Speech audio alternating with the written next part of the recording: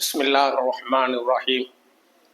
தித்திக்கும் செந்தமிழை தேன் சுவையை தெள்ளமுதை இடராமல் எண்ணாவில் இறைவாணி தாவன உன்னை வேண்டி துவக்குகிறேன்.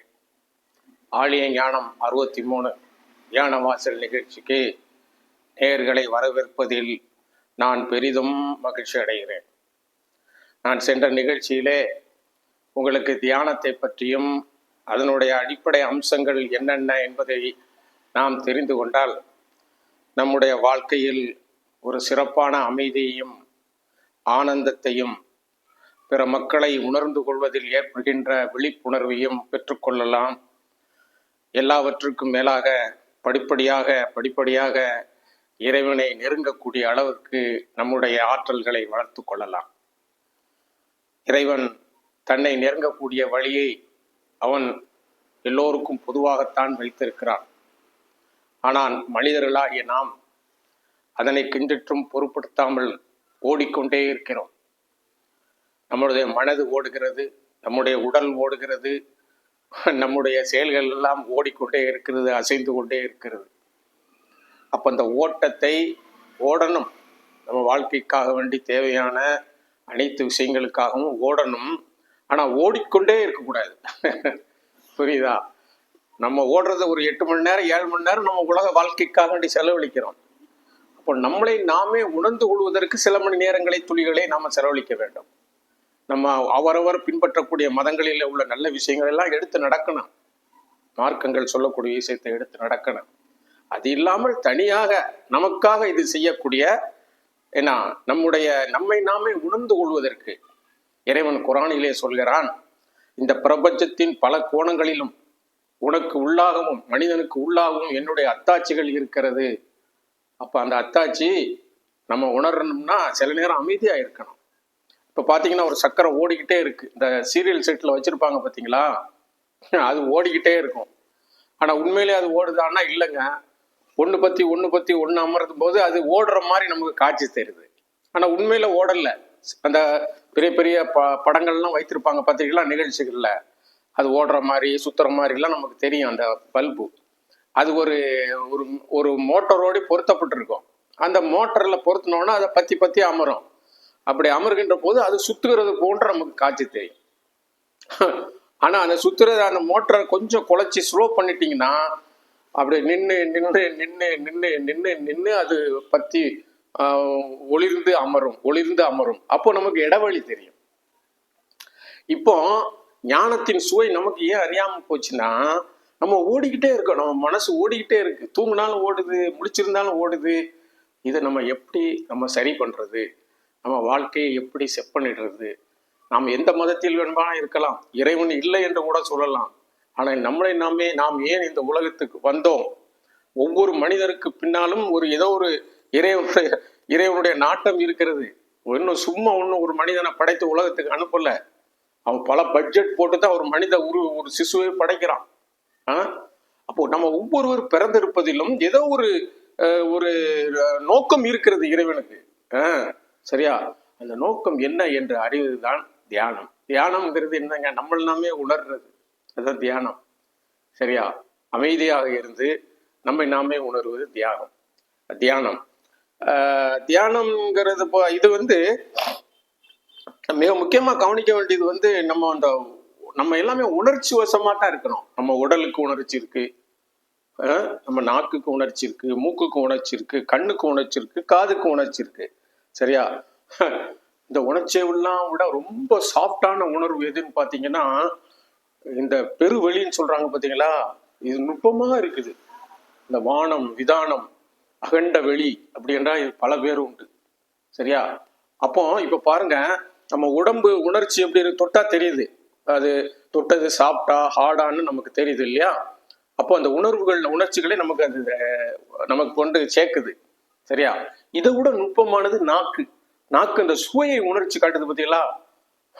சுவை எப்படி இருக்கு, கசப்பா புளிப்பா, இது மென்மையானதா அல்லது ஹார்டானதான்னு சொல்லுது, அல்லது நம்மளை தொட்டது ஆனா பெண்ணா.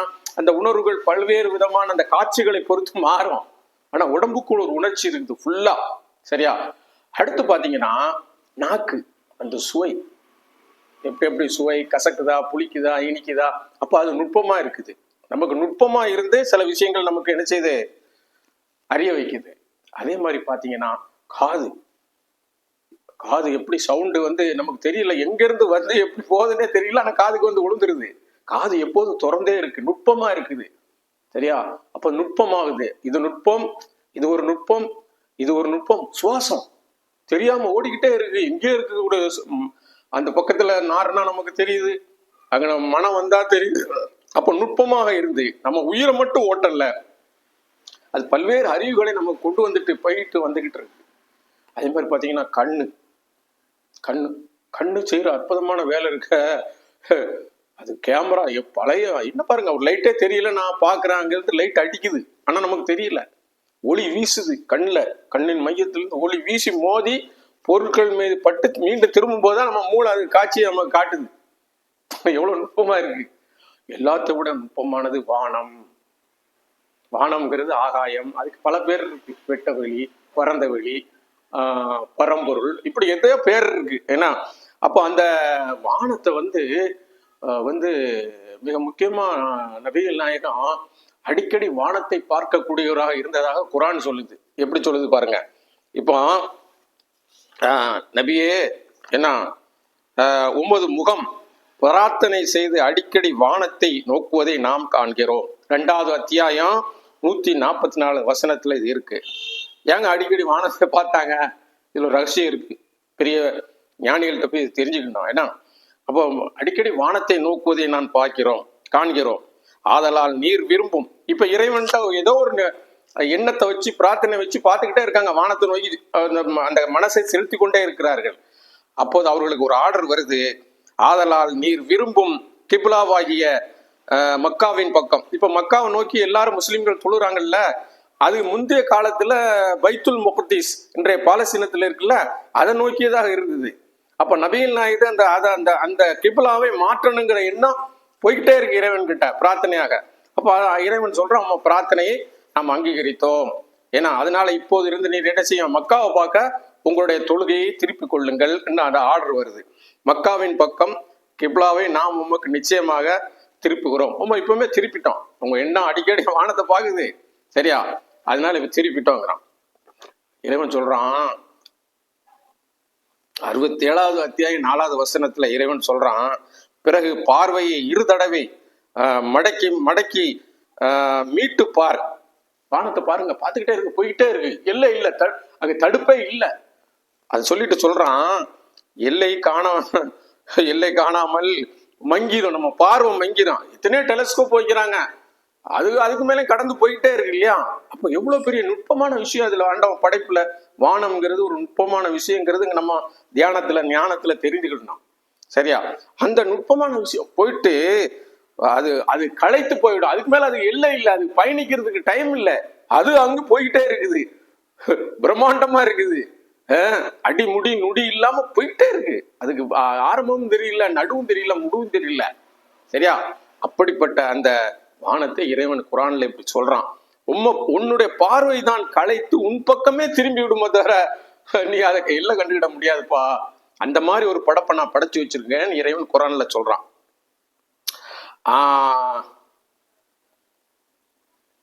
இறைவன் வானங்களை 7 அடுக்கா படைச்சிருக்காங்க. 7 அடுக்குன்னா 7 வானம்னு சொல்லுவாங்க. ஆனா அது அடுக்குகள், ஒவ்வொரு அடுக்குலயும் ஒவ்வொரு மணியான செயல் திட்டங்கள் இருக்குது வானத்துல. அந்த 7 விதமான அந்த வானம் படைக்கப்பட்டிருக்கு இல்லையா, 7 அடுக்குகளை கொண்டு படைக்கப்பட்டிருக்கு. இறைவனின் படைப்பில் நீ யாதொரு முரண்பாட்டையும் காண மாட்டாய். நமக்குள்ளே ஒரு நல்ல விஷயம் இருக்கு, நம்ம தான் முரண்பட்டு கிடக்குறோம். இப்ப பாருங்க 57வது அத்தியாயம் 3வது வசனத்துல சொல்லுது, 7 வானங்களை அடுக்கடுக்காக படைத்த இறைவனுடைய படைப்பில் நீ யாதொரு முரண்பாட்டையும் காண மாட்டாய். ஆகவே பார்வையை மீட்டிப்பார், அதில் பிளவுகளை நீ காண்கிறாயா? காண மாட்டாய். மீட்டி பார்ப்பா, ஒரு பிளவையும் நீ காண மாட்ட, சரியா? அப்போ வானத்தை ஒரு முறையாவது டெய்லி பார்க்கணுங்க, இப்படி பார்க்கணும். அல்லாவோட படைப்புல பிரம்மாண்டமா இருக்கப்பா. எப்படி கடலை பார்த்து நம்ம பிரமிக்கிறோம்ல, என்ன மாதிரி கடல் எப்படி இருக்குன்னு, அது மாதிரி வானத்தை ஒரு தடவையா 2 தடவையா 3 தடவையா வானத்தை இப்படி பாருங்க, அண்ணாந்து பாருங்க. எப்பமா சந்தர்ப்பம் கிடைக்க நம்ம வாழ்க்கையில ஓடிக்கிட்டே, பூமியில ஓடிக்கிட்டே இருக்க குனிஞ்சுக்கிட்டு, வானத்தை பார்க்கணும், சரியா?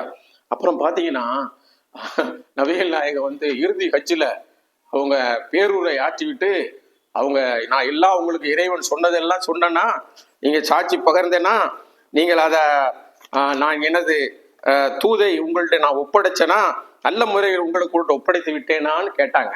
கேட்ட உடனே அல்லாஹும்ம நஅம், அந்த சகாபாக்கள் எல்லாரும் சொன்னாங்க, அல்லாஹ்வின் ஆணையாக நாம், நீங்க உண்மையை சொன்னீங்க, எங்களுக்கு கொண்டு வந்து சேர்த்துட்டீங்க அப்படின்னு சொன்னாங்க.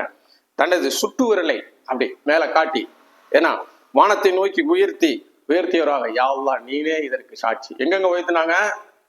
ஏன்னா இந்த பெரிய வானங்கிற இந்த பிரம்மாண்டமான இரவுனர் படைப்புல தான் நம்ம பூமி ஒரு ராக்கெட் சுத்துற மாதிரி சுத்திக்கிட்டு இருக்கு. நம்ம அந்த இடத்துல பயணித்துக்கிட்டு இருக்கோம். பூமியில இருந்தாலும் நம்முடைய பயணம் அப்படி சுத்திக்கிட்டே இருக்கு. இரவு பகலா பயணி சுத்தி 24 மணி நேரம், வருஷத்துக்கு ஒரு மணி நேரம் சூரியனையும் சுத்திட்டு பயணம் நடந்துகிட்டே இருக்கு.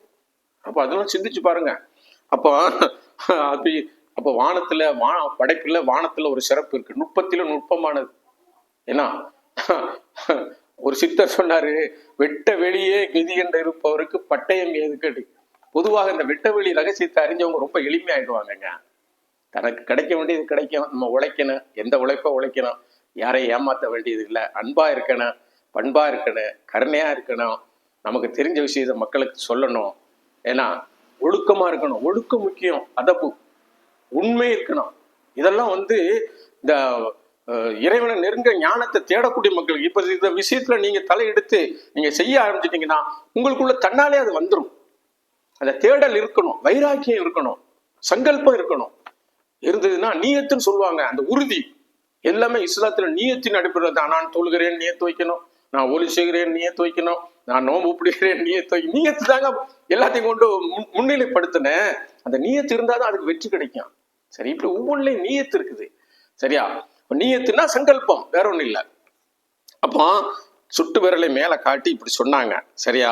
இப்ப நம்ம துவா எப்படி கேட்கறோம்? இப்படித்தானே கேட்கறோம். இப்படித்தான் கேட்கணும்னு சொல்றாங்க பெரிய அறிஞர்கள். இப்படி கேட்கறது, இப்படி கேட்கறது, அதை நம்ம இஷ்டத்துக்கு கேட்கிறோம். 2 விரலையும் சேர்த்து வச்சு மேல் நோக்கி. ஏன்னா அருள் வளம் இறங்கி கொண்டே இருக்குது. அதுவும் குறிப்பாக 5 நேர தொழுகையில் அருள் வளம் அபரிதமாக இறங்குகிறது. ஒவ்வொரு வக்திலையும் ஒவ்வொரு மாதிரி இறங்கிக்கிட்டு இருக்கு. அப்போ அதை கை நோக்கி வைக்கும்போது அந்த நம்ம உடம்பு சாதாரண விஷயம் இல்லைங்க. நம்ம உடம்பு வந்து உடம்பு பூரா நட்சத்திரத்தை விட அதிகமான ஹோல்ஸ் இருக்கு. போக்குவரவு உள்ள துவாரங்கள் நம்ம உடம்பு பூரா இருக்குது. அதை ரிசீவ் பண்ணும், மேல இருந்து வர்றத உள்ள இருக்க கழிவு வியர்வை வெளியேற்றும். அப்போ போக்குவரத்து உள்ளது உடம்பு பூரா கோடான கோடி துவாரம் இருக்குதா? சில அன்பர்கள் சொல்கிறார்கள், மேல இருக்க 7 துவாரத்துக்கு தான் முக்கியத்துவம் மாதிரி பேசுறாங்க. நான் கேட்கிறேன், சில விஷயங்களை கேட்கிறேன். இறைவன் எதையுமே நம்ம உடம்புல வீணுக்காக வேண்டி படைக்கவில்லை. அதுல ஒவ்வொரு படைப்புக்கு பின்னாடியும் ஒரு பெரிய நோக்கம் இருக்கிறது இறைவனுக்கு. நமக்கு ஒரு பெரிய அனுகூலம் இருக்கிறது. உதாரணத்துக்கு முன் துவாரத்தையும் பின் துவாரத்தையும் அவங்க வந்து கணக்குல எடுக்கிறது இல்லை. அப்படி இல்லைங்க. முன் துவாரம் இல்லைன்னா நம்ம அப்பா அம்மாக்கு, ஆணுக்கு பெண்ணுக்கு முன் துவாரம் இல்லைன்னா மனித அபிவிருத்தியே கிடையாது. அது யூரின் கழிக்கிற சிறுநீர் கழிக்கிற பாதை மட்டும் இல்ல, மனிதனை உற்பத்தி செய்யக்கூடிய ஒரு அபரிதமான ஒரு துவாரங்க அது. அது ஒரு வாசல். அந்த வாசலுக்கு போய் தான் கவர்ச்சி தத்துவத்துல உலகம் இயங்கிக்கிட்டே இருக்கு. இல்லைன்னா அவன் வீட்டுல போய் படுத்துருவான். அப்ப எல்லாம் ஒரு கவர்ச்சி தத்துவம் இருக்கிறது. அந்த கவர்ச்சி தத்துவத்துக்கு மத்தியிலேயே நாம ஒரு சில மணி நேரங்கள் தவம் செய்து இதையெல்லாம் ஒரு கட்டுக்கோப்பாக வைத்துக் கொள்வது எப்படிங்கிறது படிக்கிறதாங்க தியானம். அதான் நம்ம தியான வாசலை நம்ம இந்த சேனலை வச்சிருக்கோம். பொதுவான மக்கள் எல்லோருக்கும் நல்லது அடையட்டுன்னு சொல்லி. சரியா? அதனால பின்துவாரம் இல்லைன்னு வைங்க, நம்மளால ஒரு 2-3 நாளைக்கு கக்கூசு போடலாம், என்ன ஆகும்? ஆஸ்பத்திரியில தூக்கி வச்சிருவாங்க. ஏன்னா அப்போ மூலம், அதுக்கு பேரே மூலம்னா பேசிக். அது இல்லைன்னா உடம்பு கண்ணுக்கு என்ன பவர் இருக்கு? அது இது இந்த 2 இருந்தாதான் மேல உள்ளதுக்கு ஆற்றல், மேல உள்ளதுக்கு ஒரு பவர், மேல உள்ளதுக்கு ஒரு மதிப்பு கிடைக்கும். சரியா? ஆனா மேலையும் தான் விஷயம். இப்படி கீழே இருந்து தானே மேல போனோம் இல்லையா? நம்ம உடம்புல அடப்பட்ட வாசல் நிறைய கிடக்கு. ஞானிகள், பெரிய பெரிய சூஃபியாக்கள் நமக்கு அதை சொல்லி தர்றாங்க. ஆனா நிறைய பேர் இங்க ஒண்ணு இருக்கு, அங்க ஒண்ணு இருக்கு, அப்படி இப்படி சொல்லி அவங்களுக்கு தெரிஞ்சே சொல்றாங்க. நம்ம குறை சொல்றதுக்கு ஒண்ணும் இல்லை. ஒரு விஷயம் என்னன்னா, முதுகு கீழே இருக்கு பத்தியெல்லாம், முதுகண்டை கீழே, அதுல ஒரு நபிகள்லாம் சொன்னாங்கல்ல, ஒரு சின்ன எலும்பு துண்டு இருக்கு, அது வந்து எப்பனா நெருப்புல போட்டாலும் தண்ணியில போட்டாலும் மழை வெயில் எதுக்கும் அழியாது, எவ்வளவு பெரிய உஷ்ணத்துலயும் அழியாது. அந்த சிப்பு ஒண்ணு இருக்கு கீழே, அந்த சிப்பை கீழே ஒரு சின்ன மைனூட்டான ஹோல்ஸ் இருக்கு, அதை ஒரு ஜவ்வு அடைச்சிக்கிட்டு இருக்கு மூலாதாரத்துல பின்பக்கம். இங்க இது ஓப்பன் ஆச்சுதான் மேல எல்லாம் ஓப்பன் ஆகும். இது நிறைய பேருக்கு விளங்குறது இல்லை, சரியா? அதுக்கப்புறம் நம்ம கண்ணு இருக்கு பத்தில, கண்ணுல இந்த மைய புள்ளியில ஒரு சின்ன ஜவ்வு இருக்குதுங்க, அடப்பு திரை, அதுக்கு பேரு ஞானிகள் திரைன்னு சொல்லுவாங்க. இதை எப்படி திறக்கணும், கீழே உள்ளது எப்படி திறக்கணும், சரியா? அண்ணாக்குல சில ஹோல்ஸ் இருக்கு, என்ன அது ஒரு ரகசியங்கள், அதை திறக்கணும். இங்க ஒரு அடப்பு, சின்ன அடப்பு, சின்ன விஷயம் இருக்கு, அது நமக்கு திறந்துருச்சுன்னா ஓப்பன். தலை உச்சில நம்ம புள்ள குழந்தைக்கு துடைக்குது பத்தியெல்லாம், நம்ம குழந்தையா இருக்கும்போது துடிச்சுது, இப்போ கொஞ்சம் அடப்பட்டுடுச்சு. அதே மாதிரி தொப்புனும் அறுத்து அடைத்த வாசல், இத்தனை வாசல் இருக்குங்க, 9 வாசல் செயல்பாட்டுல இருக்கு. சரியா? மற்ற இதெல்லாம் நம்ம செயல்படுறதுக்கு நம்ம முயற்சி பண்ணி நம்ம எப்படிலாம் நம்மளை சரி பண்ணி அதை கொஞ்சம் கொஞ்சமா திறந்து கொஞ்சம் கொஞ்சமா திறக்கும் போது அளவற்ற ஆற்றலையும் இந்த பிரபஞ்சத்தின் உண்மை ரகசியங்களையும் நம்மளால் புரிந்து கொள்ள முடியும். நம்ம எந்த மதத்துல இருந்தாலும் இதுல சொல்லியிருக்கிறது எது உண்மை, எது பொய், எது ஹக்கு, எது பாத்தில்னு நம்மளால உணர முடியும். அதுக்கு தான் என்ன செய்யணும், ஒரு அரை மணி நேரம், ஒரு மணி நேரம் இந்த ஓட்டத்தெல்லாம் குறைச்சிட்டு அமைதியா உட்காரணும். ஓட்டத்தெல்லாம் குறைச்சிட்டு அமைதியா உட்காரணும். அப்படி உட்காரும் போது நம்ம இந்த கேப் கிடைச்சது மாதிரி நமக்கு ஒரு கேப் கிடைக்கும்.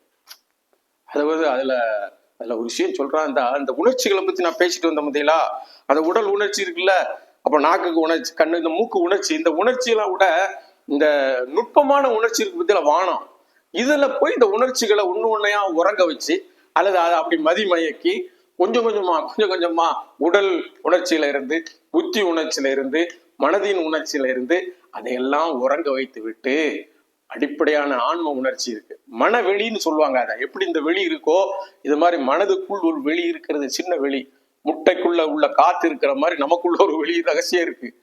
இந்த ரக வெளி அந்த ரகத்தையும் ஒண்ணு சேர்த்துட்டாருன்னு வைங்க ஒரு ஆளு, அவருக்கு இதெல்லாம் திறந்துடும். அது எப்படிங்கிறது தான் படிக்கணும், அதுக்காண்டி பாடுபடணும், அதுக்காண்டி வைராக்கியமா செயல்படணும். எப்படி சம்பாதித்திருக்கு குடும்பத்திற்கு எல்லாம் உழைக்கணுமோ அது உழைக்கணும். அதே மாதிரி நமக்கு மரணத்துக்கு பின்னால் உள்ள வாழ்க்கைக்கு இவ்வுலக வாழ்க்கையை அமைதியா கிடைக்கலாம். யாரையும் நம்ம பயக்க வேண்டியதில்லை, நமக்கு எல்லாமே ஒன்றா தெரியும். ஏன்னா ஒரே இறைவன் படைத்ததுதானுங்க, பல இறைவன் இல்லைல்ல, ஒரே இறைவன் படைச்சதுதான். அதனால அந்த மாதிரி அந்த பெருவழியின் பற்றிய ரகசியங்களை ஞானிகள் பேசுறாங்க, தக்கலை பீரப்பா பேசுறாங்க, குணங்குடியப்பா பேசுறாங்க, எல்லா ஞானிகளும் அதை பத்தி ரகசியத்தை பேசுறாங்க. ஆனா அவங்களாம் நமக்கு தங்களுடைய அனுபவத்தை பாடலாக, இலக்கியமாக அப்படி எழுதி வச்சுட்டு போயிட்டாங்க. அதை விவரம் தெரிஞ்சவங்களோட கேட்டு அவங்கள்ட்ட இருந்து படிக்கிறது தாங்க நம்மளுடைய பாடம். தெரிஞ்சுக்கணும். அல்லாஹ் குர்ஆன்ல சொல்றான், உனக்கு விஷயம் தெரியல இல்லையா, தெரிஞ்சவங்கள்ட்ட போய் கேட்டு தெரிஞ்சுக்கலுப்பா, தெரிஞ்சுக்கும். அது மிகப்பெரிய அதுதானுங்க பெரிய ஞானம். அதுக்கப்புறம் நீங்க கொஞ்சம் கொஞ்சமா உங்களை திருத்த உங்களுக்கே சில ஞானங்கள் வர ஆரம்பிச்சு. அது மிகப்பெரிய ஒரு வழிகாட்டுதல். அதனால உங்க எல்லோரும் நான் என்ன நினைக்கிறேன் என்றால், நீங்கள் இந்த மாதிரி நம்ம உடம்பு பூரா நம்ம அமைதியா இருந்துட்டா இந்த உடம்பு பூராத்துல உள்ள அந்த துவாரங்கள் என்ன ஆகும்னா கிரகிக்கிறத கூட உணரலாம். வெளியில இருந்து வர கொனைக்குது, நம்ம உள்ள இருந்து வெளியே போறது, எப்படி சுவாசம் போறது தெரியுது இல்ல, நமக்கு போக்குவரவு தெரியுது இல்ல, இந்த உடம்பு பூரா போக்குவரவு நடந்துகிட்டு இருக்கு, நமக்கு தெரியல. இதயம் சுருங்கும் போது அது சுருங்குது, இதயம் விரியும் போது இந்த துவாரங்கள்லாம் விரியுது, மைனூட்டா. சரியா? இதெல்லாம் நமக்கு மனசுல வைக்கணும். அப்போ அதை பாரு, உணர்ச்சிகளை இந்த உணர்ச்சிகளை அந்த உணர்ச்சிகளை அப்படியே கொண்டு ஒரு இடத்துல நிறுத்தும் போது ஒரு அமைதியும் ஆனந்தத்தையும் உணரலாம். அதான் முதல் படி. சரியா?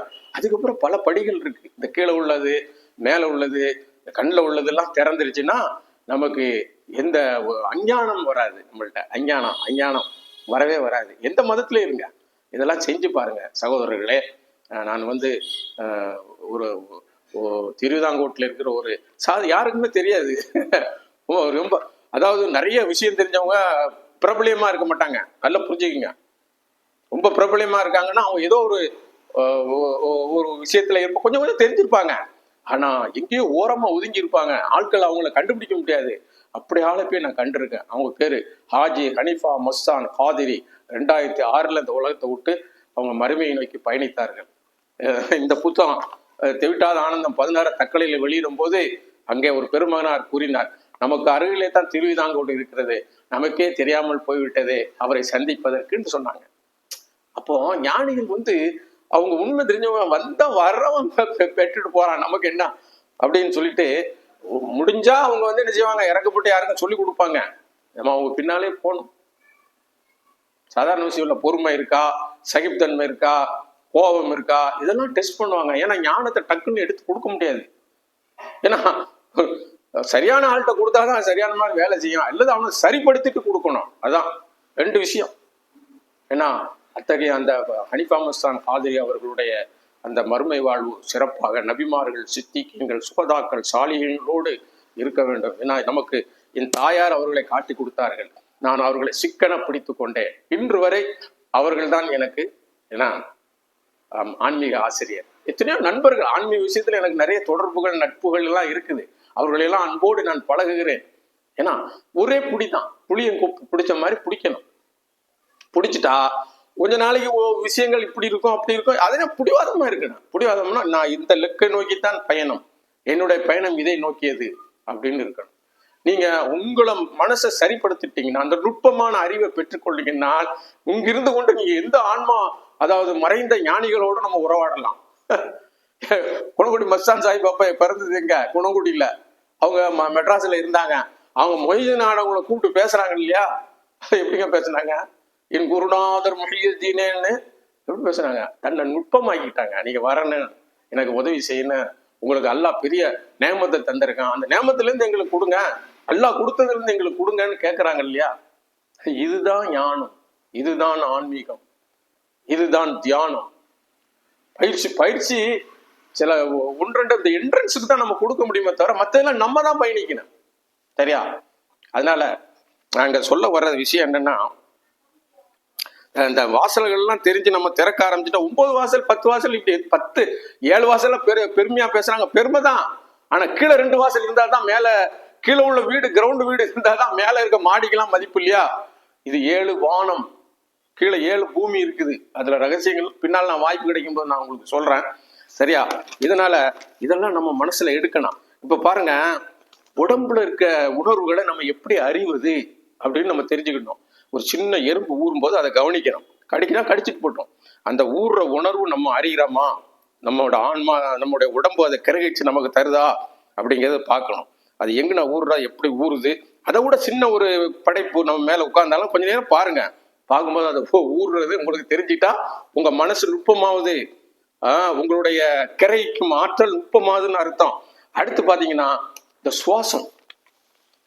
எங்கேயாவது இங்க துர்நாற்றத்துக்கு தூரத்துல இருக்கு, நீங்க சுவாசத்தை பழகிட்டாலே தூரத்துல இருக்க விஷயத்தை எடுத்து கொண்டு தந்துடும்.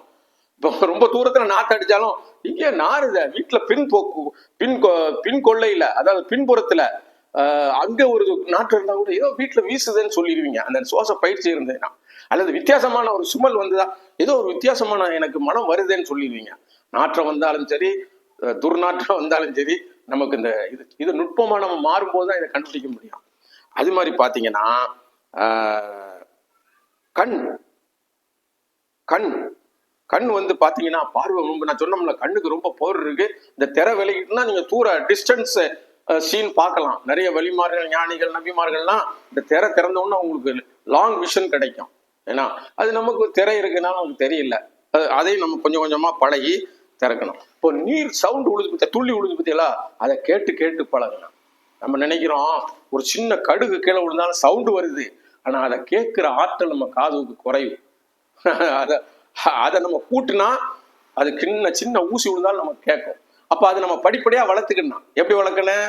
அந்த டிராப் விடுற சத்தத்தை டொக் டொக், அதை விட குறைவான சத்தம், அதனாலதான் சப்தம் இல்லாத இடத்துல போய் உட்கார்றாங்க தியானத்துக்கு.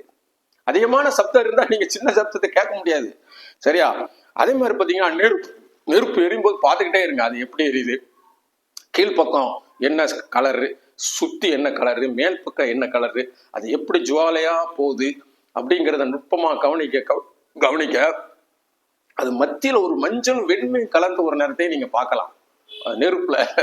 அப்ப கண்ணுடைய பார்வை ரொம்ப ஷார்ப்பாகும்.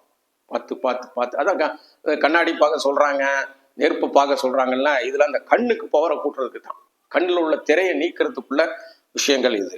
சரியா? அடுத்து பார்த்தீங்கன்னா அடுத்து நிலா காலத்துல நம்ம வந்து அந்த பொருட்கள் எல்லாம் நல்லா பார்க்கணும். நிலா காலத்துல வெளிச்சத்திலே பார்த்து பழகணும்னா சூரிய வெளிச்சத்துல, நிலா காலத்திலயும் நம்ம பார்த்து பழகணும். அடுத்து பார்த்தீங்கன்னா தொழில் உள்ள பொருள்களை, ரொம்ப தூரத்துல ஒரு கார் நிற்குன்னா அந்த காரை பார்த்து அது என்ன கலர், அது என்ன சைஸு, எப்படி இருக்குன்னு பார்த்துக்கிட்டே இருக்கணும். கொஞ்ச நேரத்தில் உங்கள் மூளை கிறகிச்சு அது என்ன கலர் என்ன இதெல்லாம் சொல்லும்.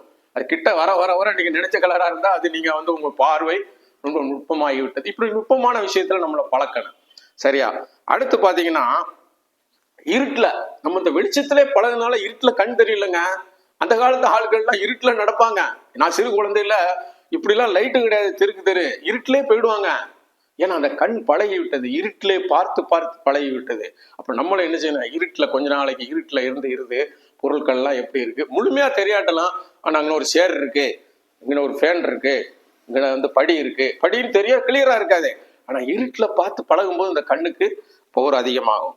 அதே மாதிரி காற்று, இப்போ பெண்களா இருந்தா அவங்க உடம்பை திறந்து போட முடியாது. எங்கன உடம்பு திறந்திருக்கோ அங்க ஒரு காற்று அடிக்கிற இடத்துல போய் உட்காந்து மென்மையா கவனிக்கணும். காற்று எந்த திசையிலேருந்து வீசுது, அதை எப்படி நம்ம உடம்ப வருடிட்டு போகுதுங்கிறத கவனிக்கணும். அப்ப காற்றே அடிக்காத நேரத்துல போய் உட்காரணும்.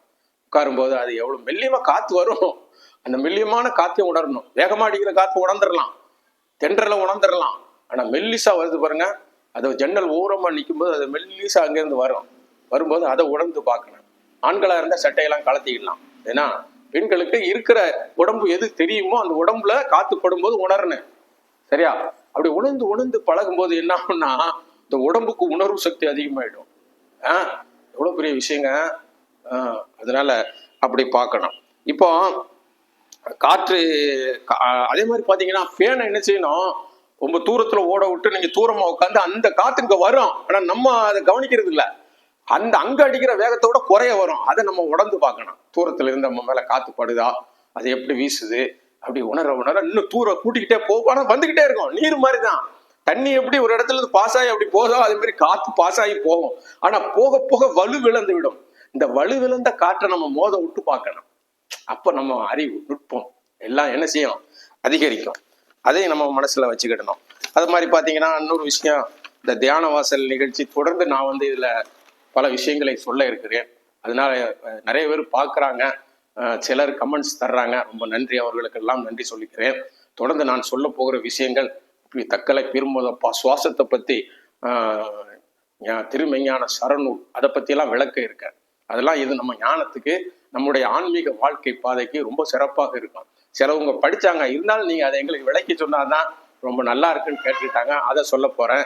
பிஸ்மில் குரும், ஞானம் நிறைந்தது. அது இப்போ பேசுறதுக்கு ஆளே இல்லைங்க, ரொம்ப குறைவா இருக்காங்க.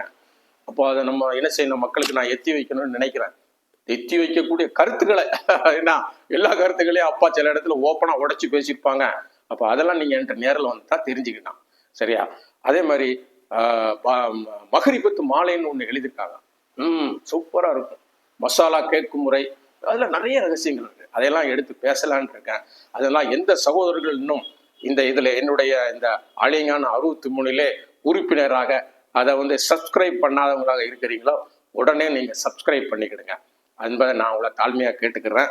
அதுக்கப்புறம் நான் உங்களுக்கு இந்த ஞானத்தை எவ்வளவுதான் நம்ம சொன்னாலும், இப்ப நான் கேட்கும்போது உங்களுக்கு அதை செய்யணும் போல தெரியும். ஆனா ஒரு சில நியத்துக்களை, சங்கல்பங்களை அல்லது மன உறுதிகளை, வைராக்கியங்களை நாம் திரும்ப திரும்ப சொல்லும் போது நம்ம ஆள் மனதுக்கு போய் அந்த ஆள் மனது நம்மளை செயல்பட தூண்டிடும். இதுதான் ரகசியம். சரியா? அப்போ நீங்க இந்த விஷயங்களை தெரிய தெரிய தெரிய தெரிய நீங்க ரொம்ப அடங்கி போயிடுவீங்க. நானும் சேர்த்து சொல்றேன், நம்ம ரொம்ப அடங்கிடுவோம். ஏன்னா எல்லாம் உண்மையும் தெரிஞ்சிடும். நம்முடைய வாழ்க்கை என்ன, நம்ம எங்க போகிறோம், எல்லாம் புரிய வைக்கும் எல்லாம். ஏன்னா இதுதாங்க மனிதனா பிறந்ததுக்குள்ள ஒரு மிகப்பெரிய பாக்கியம். மற்ற எந்த உயிரினத்துக்கும் இந்த இது கிடையாதுங்க. மூச்சு ஓடுது பத்தியெல்லாம், மூச்சை பத்தி சொல்லிட்டு அந்த சங்கல்பத்தை நான் சொல்லி தந்துடுறேன் உங்களுக்கு. மூச்சு பாருங்க, வலது பக்கம் ஓடும். எப்ப மாதிரி நம்ம கவனிச்சிருக்கோமா, அதை மட்டும் நீங்க கவனிங்க. எப்ப மாறுதுன்னு கவனிங்க. 2.5 நாளைக்கு ஒரு வாட்டி மாறும். சரியா? ஆனா அந்த அளவுக்கு பொறுமை நமக்கு வேணும். அப்புறம் இங்க இருந்து அங்க மாறும். இது வலது சூடு, இடது சந்திரன். சரியா? இது ஆண், இது பெண். 2 பக்கத்துல சூழிமுனையில ஓடும். அது ஆணும் அல்ல பெண்ணும் அல்ல. ஏன்னா அந்த மாதிரிதான் படைப்பு உலகத்துல இருக்குங்க. ஒண்ணு ஆண் இனமா இருக்கான், இல்ல பெண் இனமா இருக்கான், இல்லது இரண்டு மற்ற ஒரு இனமா இருக்கும். இது மரத்துல இருக்கு, பல உயிரினங்களை இது காணப்படுது. இந்த 3 படைப்புகள் தாங்க. சுவாசத்துல என்ன ஓடுதோ அதுதான் உலகத்துல படைப்புகள். ஏன்னா நம்மளோட வலது பக்கம் ஓடுற தந்தையினுடைய குணம், ஆணுடைய சக்தி பெண்களிடத்துல குறைவா இருக்குது. சரியா? பெண்ணுடைய சக்தி அதிகமா இருக்கு, அம்மாவுடைய சக்தி அதிகமாகவும் பாப்பாவுடைய அத்தாவுடைய சக்தி குறைவா இருக்கு. நம்மள்ட்ட அம்மாவுடைய சக்தி குறைவாகவும் ஆண்களிடத்திலே அப்பாவுடைய சக்தி அதிகமா இருக்கு. 2 கலந்துருக்கு. புரியுதா? இதுல ஒருவருக்கு ஆண் சக்தி குறைஞ்சி பெண் சக்தி கூட்டிட்டா அவர் நம்ம ஒரு மாதிரி நினைப்போம் இல்லையா? அதே மாதிரி ஆண்களில் பெண்கள் போன்று இருக்கிறார்கள், பெண்களில் ஆண்களை போன்றும் இருக்கிறார்கள். இது ஒரு சில தவிர்க்க முடியாத சில நேரத்துல இப்படி ஆயிடும். சரியா? அதனால அதெல்லாம் உணரணும். இப்ப அந்த நீயத்தை சொல்லி தருகிறேன். தொடர்ந்து நம்முடைய நிகழ்ச்சிகளை நீங்க கவனித்துக் கொண்டே வர வேண்டும். ஏனென்றால் சொல்ல போகின்ற விஷயங்கள் உங்கள் வாழ்க்கைக்கு உகந்ததாக இருக்கும் என்று சொல்லிக் கொள்கிறேன். இந்த சொல்லக்கூடிய இத வைராக்கியம் அல்லது இந்த நீயத்து, இதை நீங்க எல்லாம் உங்களுடைய மத கோட்பாடுகள் எல்லாம் அனுசரிக்கணும். சரியா? அதெல்லாம் விட்டுறக்கூடாது. மார்க்கங்கள் என்னென்ன சொல்லிச்சோ நீங்க எதை பின்பற்றுகிறீங்களோ அது நல்ல விஷயங்களை பூரா நீங்க செய்யணும். செஞ்சுட்டு இதை ஒரு அமைதியா 10 நிமிஷத்துல இருந்து 20 நிமிஷத்துல கூட்டி செய்ய ஒரு டேஸ்ட் கிடைக்கும். எப்ப மனுஷனுக்கு டேஸ்ட் கிடைச்சதோ அதுக்கப்புறம் அந்த டேஸ்ட்டை விடுவோமா? அதனால இதை நான் இன்றைக்கு உங்களுக்கு ஆரம்பித்திருக்கிறேன். இந்த டேஸ்டை நீங்கள் எல்லோரும் அனுபவிக்க வேண்டும். என்னிடத்திலே மதுரையிலிருந்து வந்தார்கள், பாஸ்கர் அண்ட் சந்திரன் 2 பேர் வந்தாங்க. அவங்க தேடி வந்தாங்க, இந்த மாதிரி நிகழ்ச்சியில பார்த்துட்டு வந்தாங்க. ஏன்னா எங்களுக்கு சில விஷயங்கள் சொல்லி தாங்கன்னாங்க. அவங்களுக்கு என்ன சொல்லி கொடுத்தா அவங்க என்ன பதில் சொன்னாங்கிறதெல்லாம் என்னோட யூடியூப்ல இருக்கு, அதெல்லாம் போய் பாருங்க. சரியா? யார் என்னை தேடி வந்தாலும் நான் அவர்களுக்கு என்ன தர வேண்டுமோ அதை கண்டிப்பாக கொடுத்து தான் அனுப்புகிறேன். ஏன்னா அதனால அதெல்லாம் கவனமா பாருங்க. இப்போ நான் சங்கல்பத்தை சொல்றேன். வாய்ப்பு இருந்தா நீங்க இதை எழுதி வச்சு கூட மனசுல பாடம் பண்ணிட்டு அப்புறம் சொல்லலாம். இப்ப நான் சொல்றத கவனமா கேளுங்க. இறைவனை நம்ம துதி செய்துக்கிடுங்க. உங்களுடைய குருநாதர் நமக்கு நபிகள் நாயகன்னா நபிகள் நாயகத்தையும் நினைச்சுக்கிட்டு நான் மன உறுதி உடையவன். மன உறுதி உடையவன். அந்த மன உறுதி என்னிடம் எப்போதும் இருக்கும். 2, 3வது, எவரும் என் மனதை வசியம் செய்ய முடியாது. வேற ஆள் நம்ம மனசை கவர்ந்துட முடியாது. வசியம் செய்யணும், நம்மளை கட்டுப்படுத்திட முடியாது. சரியா? நான் என் ஆள் மனதை எனது விரும்பப்படி கட்டுப்படுத்தி நடத்துவேன். ஆள் மனசு இருக்குல்ல, அது இஷ்டத்துக்கு ஆட விடாம நான் என் கண்ட்ரோல்ல இருந்து நான் என்ன சொல்றேனோ அதை மாதிரி நடத்துறதுக்கு நான் தொடர்ந்து முயற்சி செய்வேன். அதாவது நான் என் ஆள் மனதை எனது விருப்பப்படி கட்டுப்படுத்தி நடத்துவேன். என் மனம் எனக்கு கட்டுப்பட்டு விட்டது. இந்த மனம் தானுங்க நம்மளை பாடாப்படுத்துது. இந்த மனம் தானுங்க நம்ம இன்ப துன்பத்தை காட்டுது. இன்பம்னு சொல்றது மனம்தான், துன்பம்னு சொல்றது மனம்தான். ஏன்னா அதனால அந்த மனதை விட்டு விடுபடுறதுக்கு இந்த சங்கல்பத்தை நம்ம விடுபடுறதுக்கு இல்லை, அதை உறங்க வச்சுட்டு நம்ம அமைதியா நம்முடைய மூலத்தை, நம்முடைய ஆதியை நம்ம தரிசிப்பதற்கு ஒரு பயணம் செய்ய வேண்டியிருக்கு. அதற்கு இந்த ஆலய ஞானம் 63 தியான வாசல் தொடர்ந்து உங்களுக்கு இது போன்ற தகவல்களை தருவதற்கு காத்திருக்கிறது என்று கூறி உங்களிடமிருந்து விடைபெறுகிறேன். வாழ்க, வளர்க, ஒளிர்க, நீடூழி வாழ்க. வாழ்த்துக்கள். நன்றி.